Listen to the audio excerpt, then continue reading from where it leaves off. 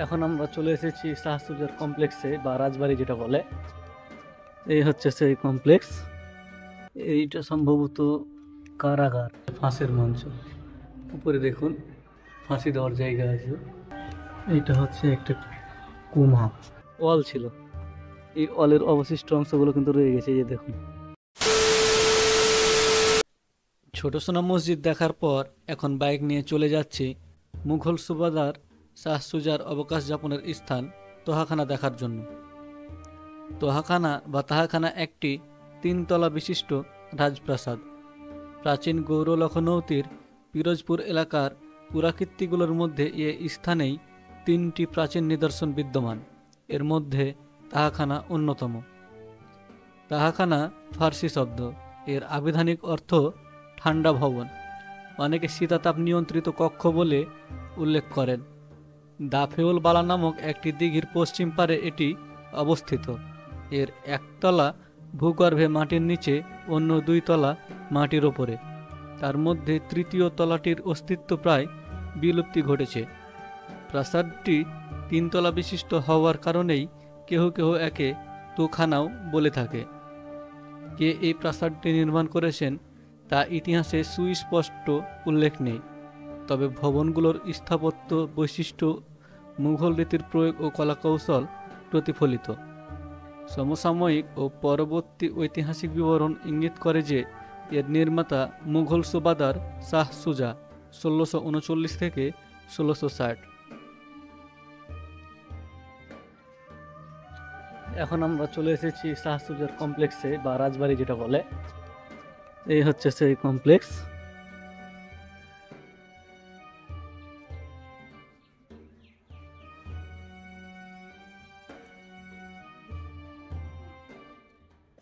এইটা সম্ভবত কারাগার।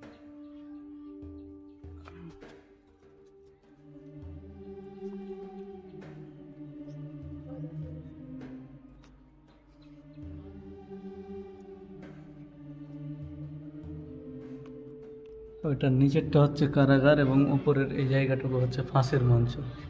উপরে দেখুন ফাঁসি দেওয়ার জায়গা আছে। আর এইটা হচ্ছে একটা কুমা। প্রাসাদটি উত্তর দক্ষিণে 116 ফুট লম্বা এবং প্রায় 38 ফুট চওড়া। এর উভয় পার্শ্বে পূর্ব ও পশ্চিমে বারান্দা সহ অনেকগুলি কক্ষ রয়েছে। দক্ষিণ পূর্ব কোণের একটি কক্ষে একটি ইন্দারা হতে ছাদের ওপরে পানি তোলার জন্য অনুরূপ ছিদ্র বিদ্যমান। প্রাসাদটির দরজাগুলির চৌকাঠের জ্যা কালো পাথর এবং এটিই হচ্ছে একমাত্র গৌড়ের অট্টালিকা যার ছাদে কুড়ি কাঠকে চুনসুরকি ও খোয়া ঢালাই করে মজবুত করা হয়েছে। প্রাসাদের পশ্চিমমুখী মধ্যবর্তী উঁচু খিলানযুক্ত দরজা এবং এর পাশে সিঁড়ি রয়েছে ছাদে ওঠার জন্য। ভবনের উত্তর প্রান্তে একটি ছোট পারিবারিক মসজিদ অবস্থিত। এটি সম্ভবত কেবলমাত্র মহিলাদের জন্য ব্যবহার্য ছিল। এর পেছনে রয়েছে উন্মুক্ত কক্ষ, যেটি একই অষ্টভুজাকার টাওয়ার কক্ষের সাথে সংযুক্ত ছিল। এই কক্ষটি সম্ভবত ধ্যানের জন্য ব্যবহৃত হতো। প্রাসাদের কক্ষগুলো বিচিত্র নকশা ও ক্ষুদ্র ক্ষুদ্র কুলঙ্গি সজ্জিত, চুন ও পোড়ামাটির কাদার শক্ত আবরণে। প্রাসাদ কক্ষগুলি বর্তমানে বিলুপ্তিপ্রায় হয়েছে। বিভিন্ন ঐতিহাসিক গ্রন্থ হতে জানা যায় মুঘল সম্রাট শাহজাহানের পুত্র শাহ সুজা বাংলার সুবাদার থাকাকালে 1639 থেকে 1658 খ্রিস্টাব্দ, মতান্তরে 1639 থেকে 1660 খ্রিস্টাব্দে তার মুর্শিদ হজরত শাহ নেয়ামতুল্লাহ রহমতুল্লিল আলাই এর প্রতি ভক্তি নিদর্শনের উদ্দেশ্যে নির্মাণ করেন।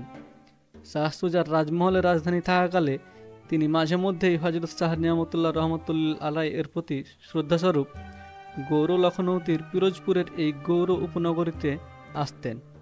তিনি দরবেশের সাথে এই প্রাসাদেই বেশ কিছুদিন সময় অতিবাহিত করতেন। প্রাসাদের কেন্দ্রীয় বড় কক্ষটি ছিল তার দরবার কক্ষ, যেখানে শাহ সুজা উপবেশন করতেন বলে কথিত আছে।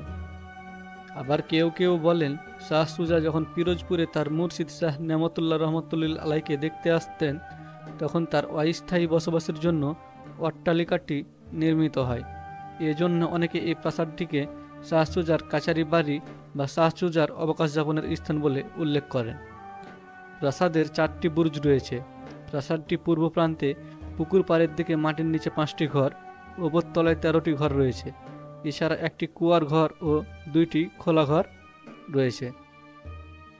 2004-05 অর্থ বছরে দেশের পুরাতত্ত্ব বিভাগ কর্তৃক প্রাসাদটি পশ্চিম দিক খননের পর আরও অনেক ছোট বড় 60টি কক্ষের ভিত্তি ও মূল ফটকের অস্তিত্ব খুঁজে পাওয়া যায়।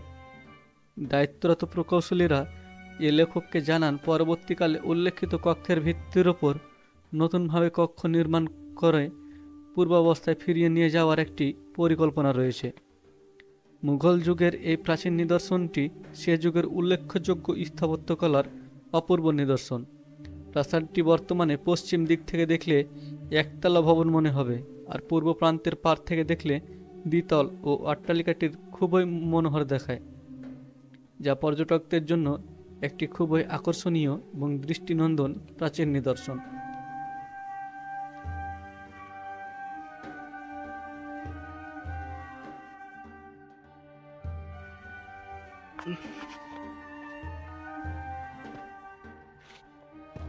দেখুন, এগুলো যে হয়তো বা কোনো ছিল, অল ছিল বা কিছু ছিল, যা হয়তো বা আপনারা এর আগে কোনোদিন দেখেননি। এই যে দেখুন, সাইডটা যদিও এখন মনে হচ্ছে যে কোনো কিছু নাই, কিন্তু একসময় হয়তো বা এই জায়গাগুলোতে অল ছিল। এই অলের অবশিষ্ট অংশগুলো কিন্তু রয়ে গেছে। এই যে দেখুন,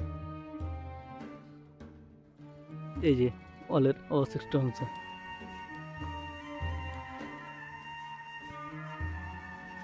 আর আমার সামনে যেটা দেখছেন সেটা হচ্ছে দোহাখানা মসজিদ।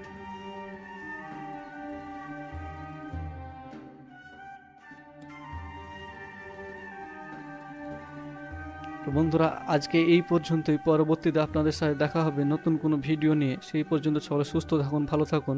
আসসালামু আলাইকুম।